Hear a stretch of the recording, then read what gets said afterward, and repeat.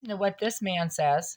That direct contact with something that exceeds your comprehension in every dimension simultaneously, no matter how good it is, no matter how complete it is, it's just too much for the mortal soul to bear. Wait. Enough to border on psychosis, for example, and that if you don't have those intermediary structures between you and the absolutely transcendent, which might be reality itself in the ethical and material sense, then that's just too much. And you do see that echoed in motifs like the burning bush, where God tells Moses later not to look at him directly, at best to look at his back. What? He can't look at his back, huh? I've seen that before. Right, because you just can't withstand that direct contact with something that exceeds your comprehension in every dimension simultaneously. No matter how good it is, no matter how complete it is, it's just too much for the mortal soul to bear. What did Trump say? This is a Lord Rothschild. He's sweating profusely. This one is too, but I think this one is the one that died in 2017. He's looking at Trump's back. Check it out. With a little bit of an advantage. I know that so many of you in the Archdiocese already have a place in your heart for a guy who started out as a carpenter.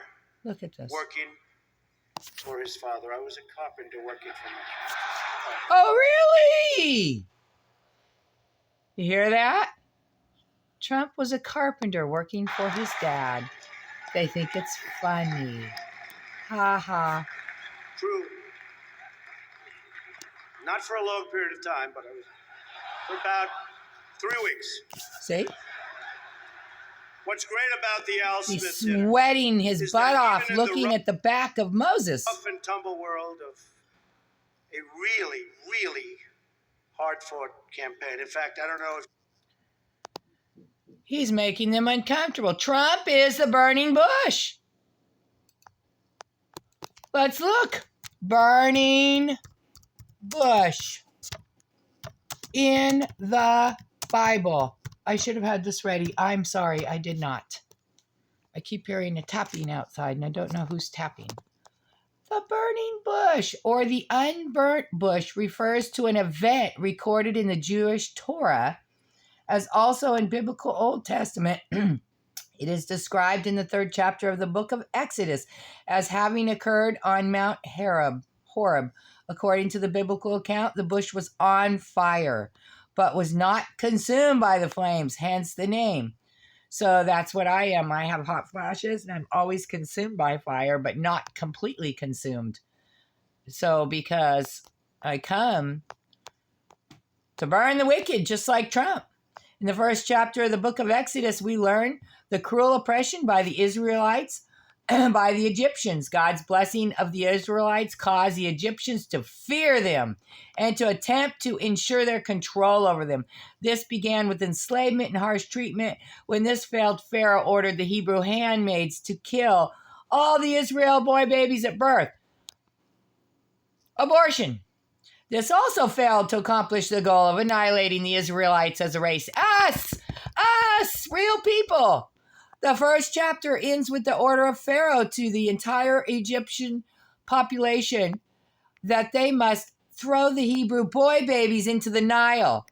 And now they're doing it willingly with the VAX. Chapter 2 focuses on one Hebrew boy baby, Moses, who is destined to become the deliverer, of the nation. The deliverer of the nation. The parents of this child hide him for 3 months, refusing to obey. Pharaoh's order eventually, they concede to partially obey, casting Moses into the Nile in a woven ark.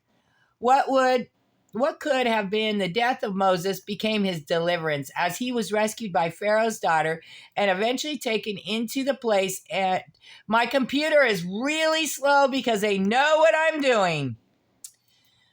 Been the death of Moses became his deliverance. As he was rescued by Pharaoh's daughter and eventually taken into the place to be raised by her son.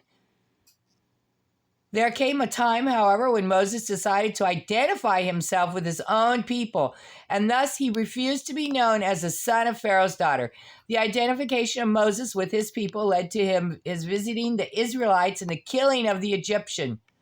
Hence, we are told of Moses' flight to Midian to escape Pharaoh's attempt to kill him once again, a chance meeting with a Midianite priest, who as a distant relative led to Moses settling down, marrying, and having children.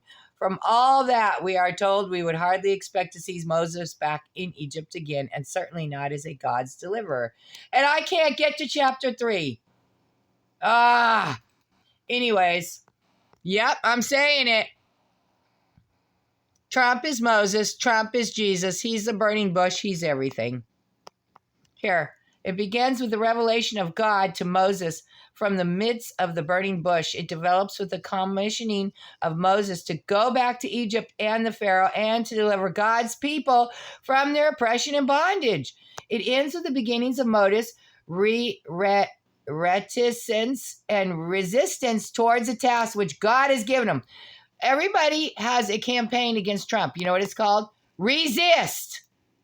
The Bible proves it. In this message, we will focus on the revelation of God to Moses, which I believe is a basis for all that is to follow.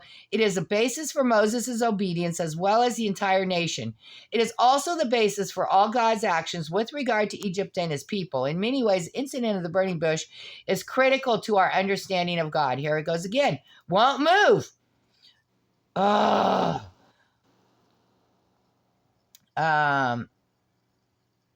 What Moses did not yet know was that while the bush was apparently a typical common desert bush, it keeps fucking up my shit.